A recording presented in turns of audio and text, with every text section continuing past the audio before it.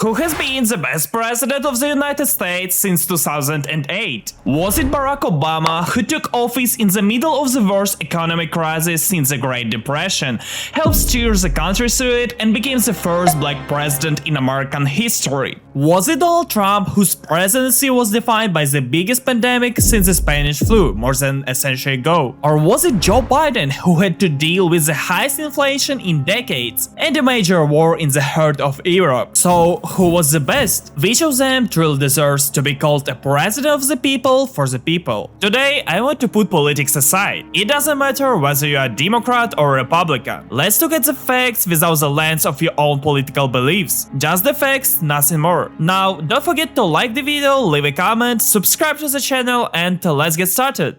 Alright, let's judge each president using 3 specific categories. First, quality of life. We will look at what everyday life was like for ordinary Americans. Things like grocery prices, wages, gas prices, and the overall cost of living. Second, crisis management. We will evaluate how each president handled the biggest crisis of their time. Did they respond effectively, or were simply trying to avoid political damage and impeachment? And third, national security, both at home and abroad. Here, we will look at things like crime rates, corruption, and how the United States dealt with its biggest international rivals such as China and Russia. Let's go in order and start with Obama. I know most of you are probably waiting for Trump, and don't worry, we will get there. Trust me, he's by far the most controversial of the 3. So, what was life like for ordinary Americans under Obama? To answer that, we really have to separate his presidency into 2 terms. His first term and his second. Objectively speaking, he inherited the country in terrible shape. The worst economic crisis in 100 years. High unemployment, major companies going bankrupt. Life was difficult during those first years. But it wouldn't be fair to blame Obama for that, because the crisis had begun before he took office. So let's look at the prices of some everyday essentials when he first became president. We will focus on the products Americans buy the most. A gallon of milk costs about $3.20. A dozen eggs cost around $2. A 1-pound loaf of bread was about $1.40. And perhaps most importantly, a gallon of gasoline costs roughly $2. At first glance, those prices don't seem that high. But the biggest problem wasn't the prices. It was people's incomes. Millions of families saw their earnings fall because of massive layoffs. Many even lost their homes during the mortgage crisis.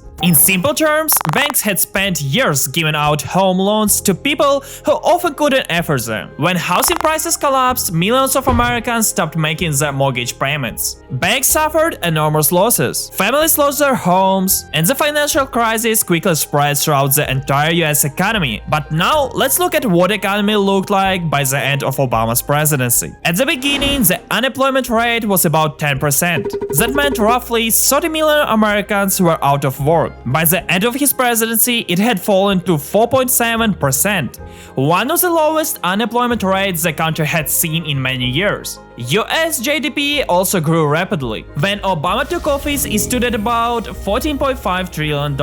By 2016, it had reached $18.7 trillion. That is an increase of roughly 29%, a pretty impressive result. But what about grocery prices? For the most part, they stayed relatively stable. And gasoline? It had gone up by only about 20 cents per gallon.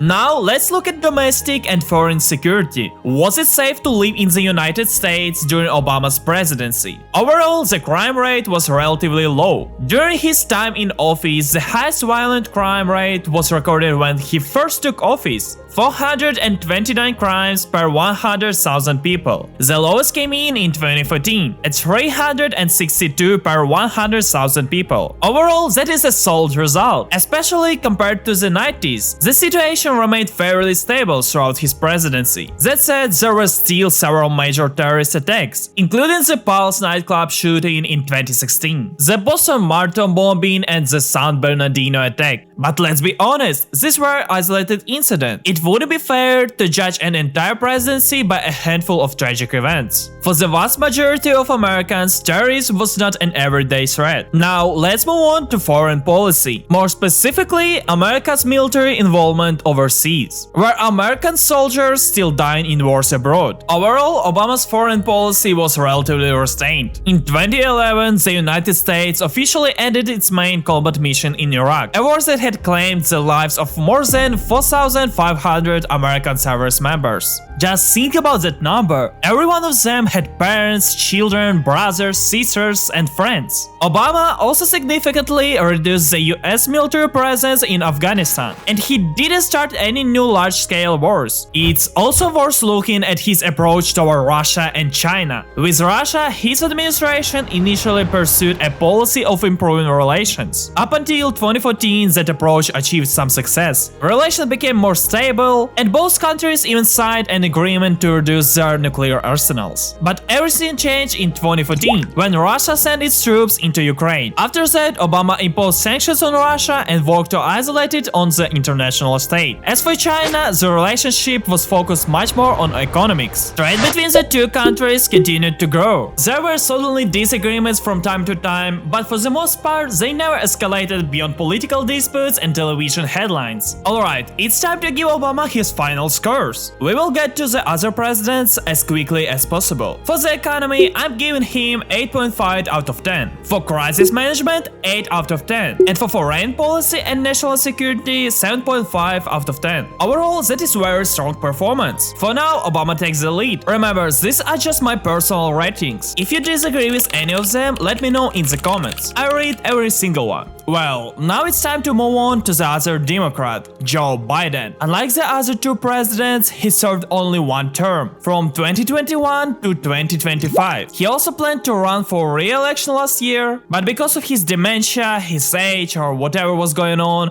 he ultimately decided not to. But alright, let's stay objective. What was life like for ordinary Americans during his presidency? Unlike Obama's years, there weren't any dramatic swings in the economy. Aside from the first years after COVID, when the economy grew by about 6%, growth remained fairly steady. Some years it was around 3%, others around 2%. It's also important to point out that in 2023, unemployment fell to 3.4%, the lowest level in more than 50 years, a historic low. But despite all of those positive numbers, Biden's biggest problem was inflation. It peaked at 9% in 2022. As a result, grocery prices rose sharply, as you can see on your screen, and gasoline prices, let's not even get started, more than $5 per gallon. It was a terrible situation. Overall, this was really the only major problem inside the country. What Biden's presidency is best known for is that several major wars broke out around the world during his time in office. The Russia-Ukraine war, where more than 1,000 people have been dying every day for the past 5 years.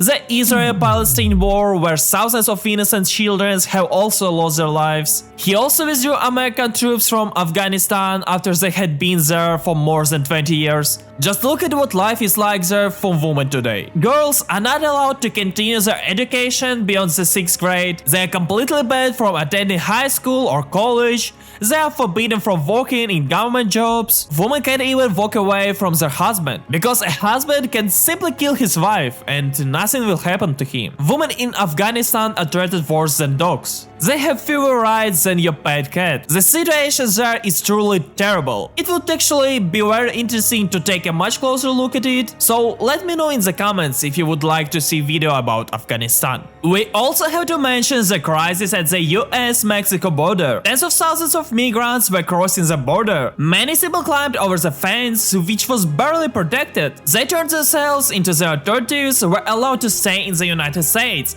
and in some cases even received financial assistance. It's a terrible situation. Something like this simply shouldn't happen in the United States. And this was probably the biggest reason why he wasn't re-elected. Okay, let's give Biden his final scores. For the economy, I'm giving him 7 out of 10. For crisis management, 7 out of 10. And for foreign policy and national security, 4 out of 10. In my opinion, he allowed far too much freedom for people whose only goals were violence and crime. So overall, I would say he was an average president. Not great and not terrible. Just average. And for now, Obama is still in the first place. But that could all change once we get to him.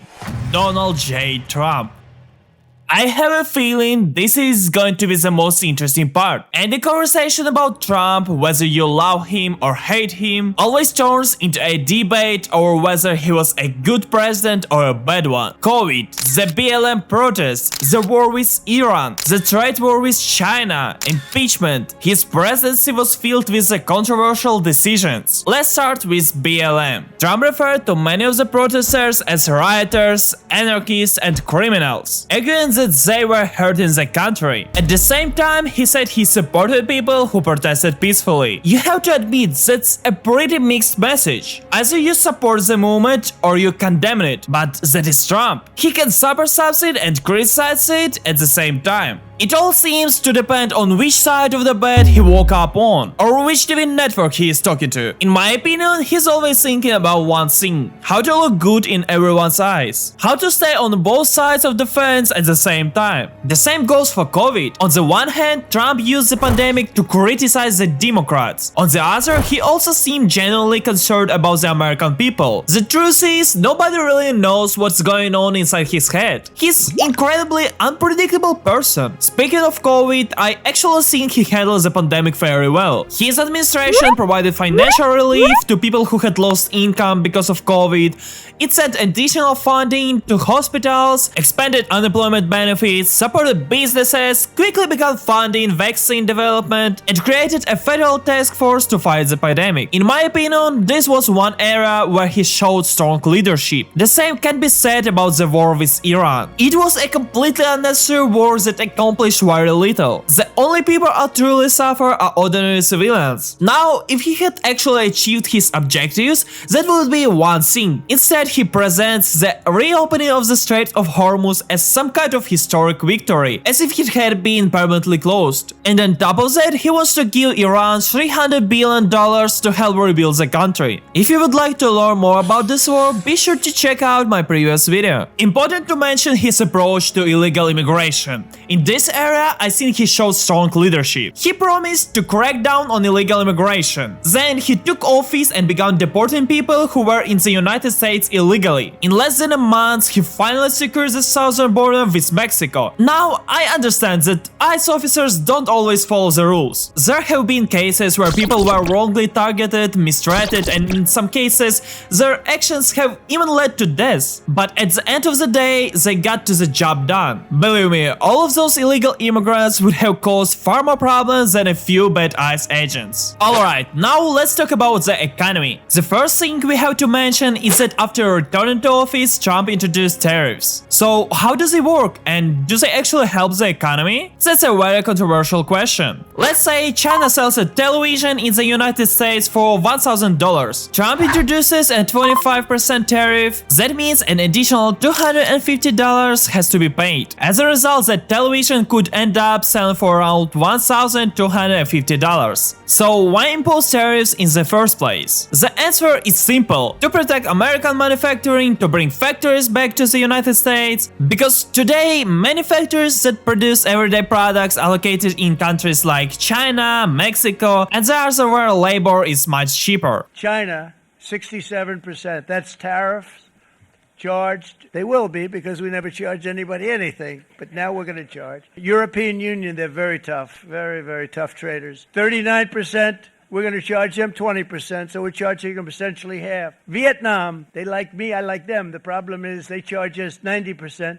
We're going to charge them 46% tariff. Now, what about grocery prices? To keep things fair, we will compare prices only during Trump's first term. So, here's what happened. A gallon of milk went up by about 35 cents, egg prices stayed about the same, a 1-pound loaf of bread increased by roughly 10 cents, and a gallon of gasoline remained at about the same price as well. As you can see, it wasn't until Biden took office that grocery prices began rising much more noticeably. Let's give Trump his final scores. For the economy, I'm giving him 7 out of 10. For crisis management, 9 out of 10. And for foreign policy and national security, 3 out of 10. And the winner is Barack Obama. Out of the three, he turned out to be the strongest overall candidate. Let me know in the comments whether you agree with my ratings or not. I would love to hear your opinion. Have a great day, everyone. Goodbye.